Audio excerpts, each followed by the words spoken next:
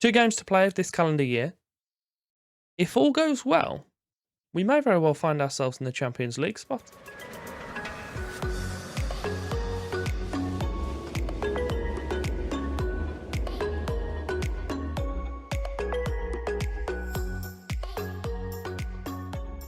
Welcome back. We have the next beautiful episode of this year's Doleboy. Atalanta, currently sat in 5th place. We do have a few teams ahead of us. 4-point gap between ourselves and Juventus. But we've got to play Torino, then into Udinese today.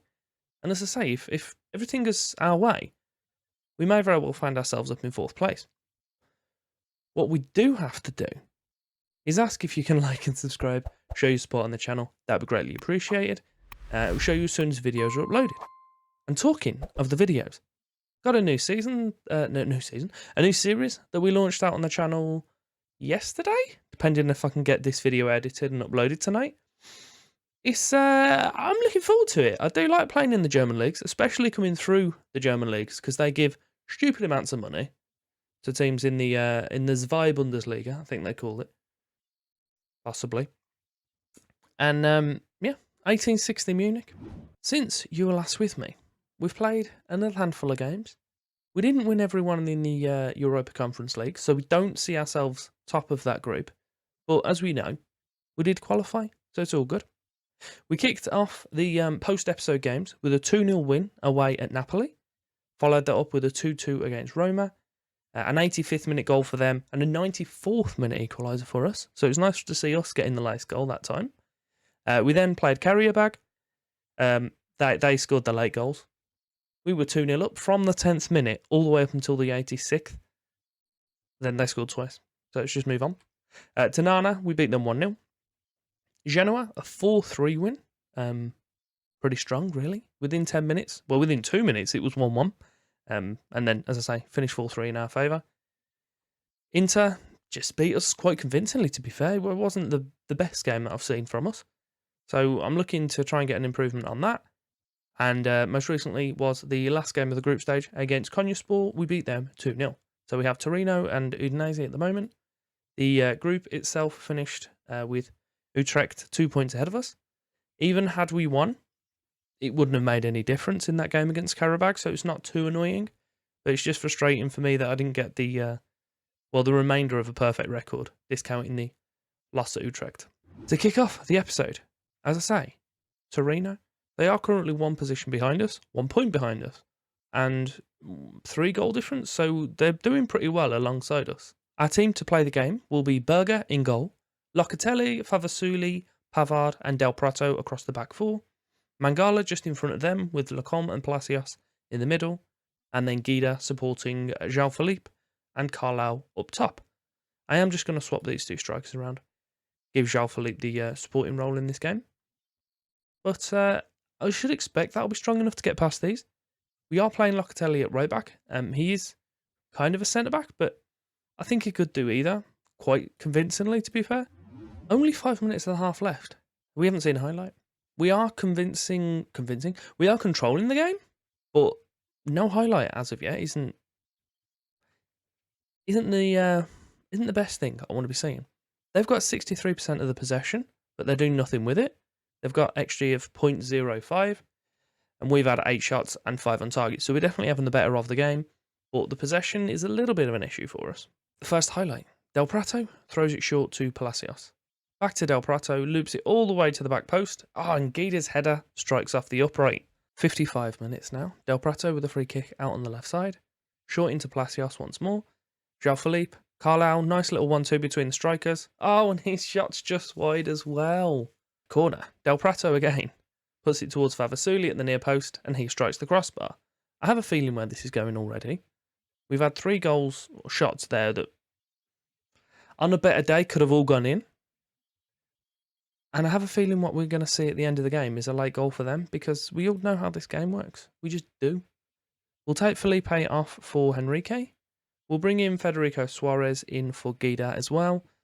And also, we'll leave the defence. We'll bring off Lacombe for Hugendorm.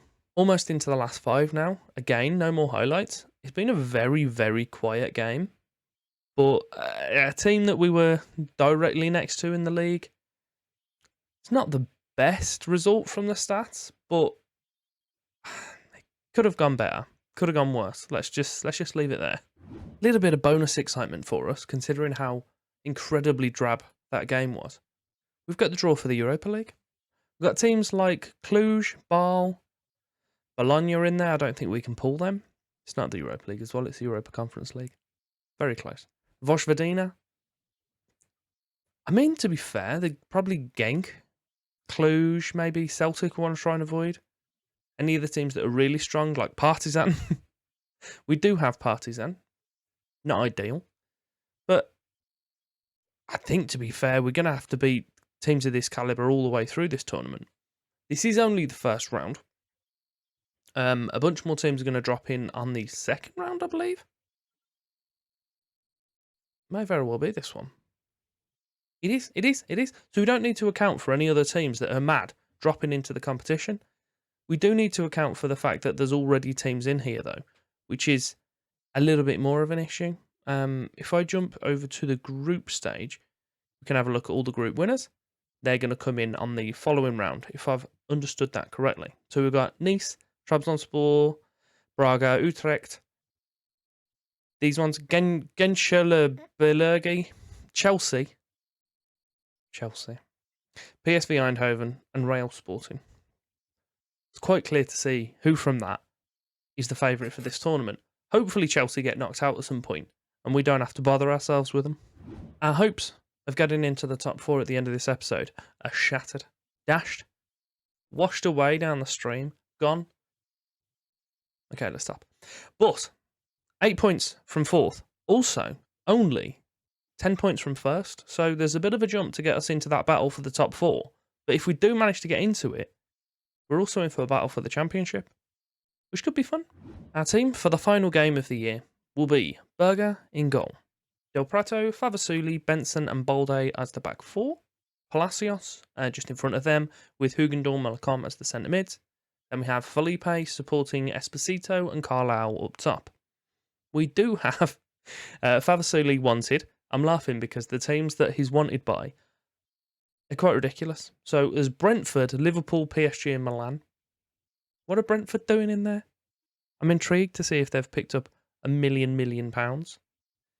Esposito is still wanted by basically everyone. I'm not sure if you can see, but Arsenal, Brentford again, Leicester, Liverpool, Milan, Inter, Barca, Real Madrid. So he scored a whack of goals for us this year, 21 from 19. So if anyone tries to buy him mid-season, they're going to pay a lot of money. His average rating at the moment is also an 8.16, which is pretty handy. Udinese lining up with horrific form, a 4-3-3, and a holding mid called Orwang, which is brilliant. Our form is quite strong, 4-3-3 also, but with our 3 strikers, we love them. We just do. They are currently set down in 13th, so they are in danger of relegation, but they've only played half the game, so don't worry about it too much. It hasn't taken us like 60 minutes to get a highlight. Ravalia, the goalkeeper, did a goal kick for Udinese. Munoz puts it out to Bentivoglio on the right. He puts it back to Bastoni on the edge, and Acuna with a header, who I think, to be honest, is onside, but we'll see what Lino's saying about it. A little bit disappointed that they've been allowed that much space and time within 5 minutes. But it now means that we're going to have to come back at them.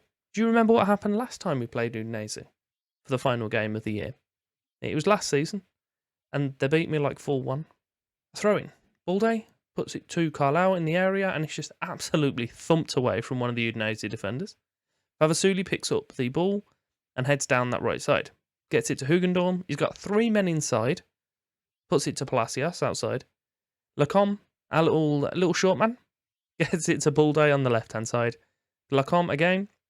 We're just like passing it across that kind of front of the box sort of area rather than just getting it in there, which is annoying. Del Prato has gone past Contino.